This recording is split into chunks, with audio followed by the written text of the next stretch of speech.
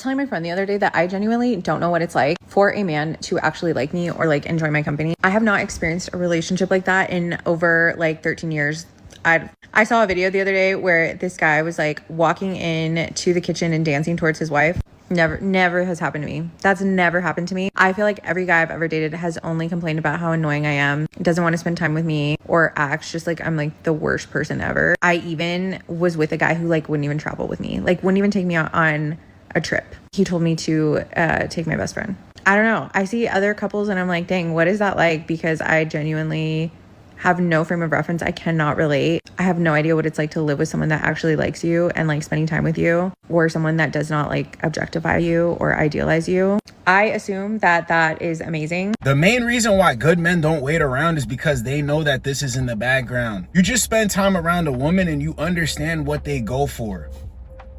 If you were accepting all of this bad treatment, why am I gonna come in and go above and beyond? And that's where these fake standards come from accepting less. Why were you ever accepting less? And looks mean nothing, because in a lot of these clips, the women are decent looking, attractive, sexy, cute, doable. Same thing, same result.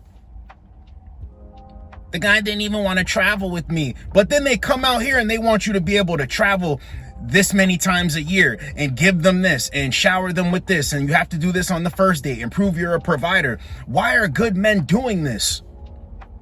They don't need to prove that they're good to you.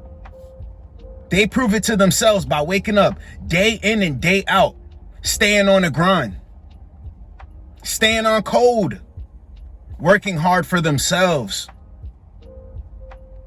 You don't deserve this type of man. You should have had this guy from the beginning. But hey, what do I know? All I know is these clips are just nonstop. Never feel sorry for them. Never. Because they like to date bums. They're attracted to bums that they're sexually attracted to. But then when you're the good guy and you're not willing to do X, Y, and Z, they don't like that. And they try to manipulate you into thinking that you're a bum or you're less than because you're not going for it. It's actually quite clever how they try to get over on you. You're a bum if you don't do X, Y, and Z, because I've settled for bums before because I was sexually attracted to them. Crazy work. Let's get the next one. And if you got a good man, you really got to appreciate him, because the dating pool right now, Flint. Muddy waters, bitch. Like, I don't know. After the first, 1-2 days of texting, I already be irritated. These niggas don't buy flowers. They don't want to plan no date. They don't want to plan no trip. They don't got their passport. They don't be talking about shit. Like, I don't know. It just be like, ah! And don't get me wrong, being single is cool. But it's like when you got a good man, that always is planning stuff. They always want to take you here, take you there. They don't mind spending money on you. The conversation be him. It just be it just, I don't know. It make everything just so much easier. But as soon as you go out on a date with a new nigga, or you start talking to a new nigga, it just be wrap this up. I'm so bored. I'm so uninterested and just turned off. I miss my man. What the fuck? I hate it here. Shit. She's only saying this now because she doesn't have that good man anymore. That's the only reason why she's sitting in the car admitting this. So they realize way too late in the game that men finally accept what the game is and you can't get over on them anymore.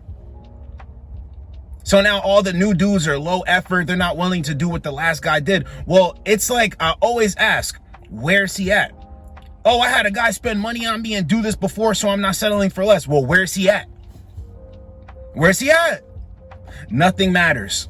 Nothing matters only until it's too late and they're looking for security. They lose their job. Oh, I can fall back on my man. I don't got it like that. Oh, my man has it like that. Oh, my man will come do this.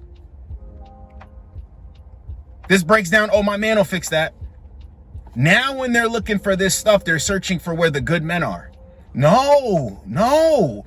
Those standards have to be that way from the beginning. Men are understanding this. See, it's not the same, right?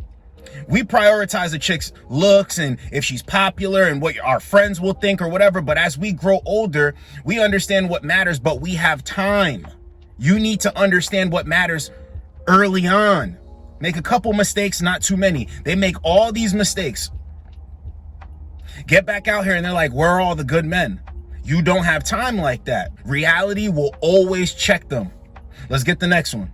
You know what? I think your man should give you a little bit of the ick. Just a smidge, a tad, a dash of ick, if you will. You do not want to be with a super cool guy that has no flaws, okay? That is not a game you will win at.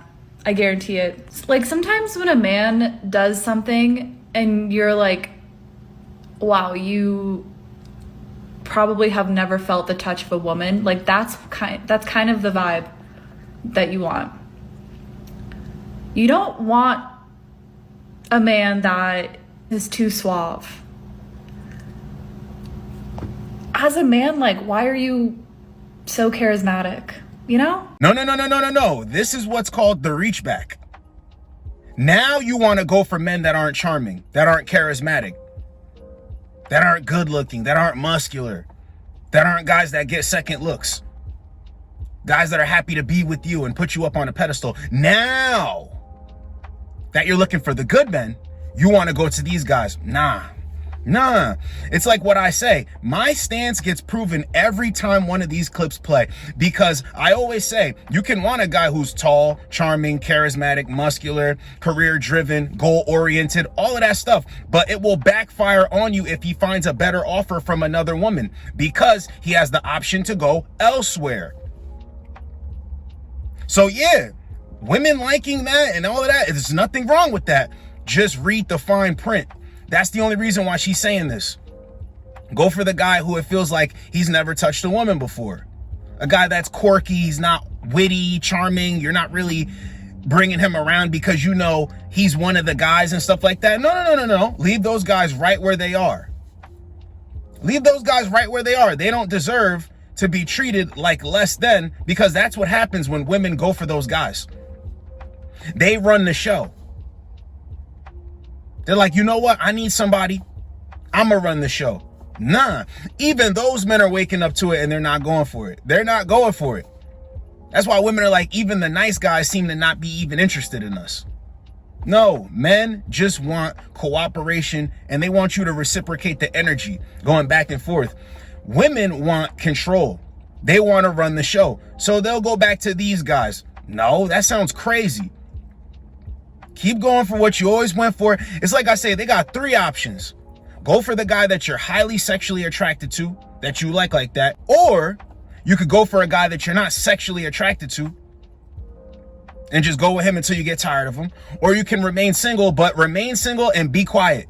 Be quiet. Don't talk about the dating market. Don't talk about dude. Don't talk about anything. Don't talk about bills. Don't talk about societal pressure. Don't talk about I want to have kids. Don't talk about anything. Just remain single. Because this ain't a good look. Let's get the next one. I'm staying single because you could give a man everything, your heart, your soul, your body, every freaking thing, and the next day they could flip a switch and not want you no more. It's just that easy for them. It's just that easy for them.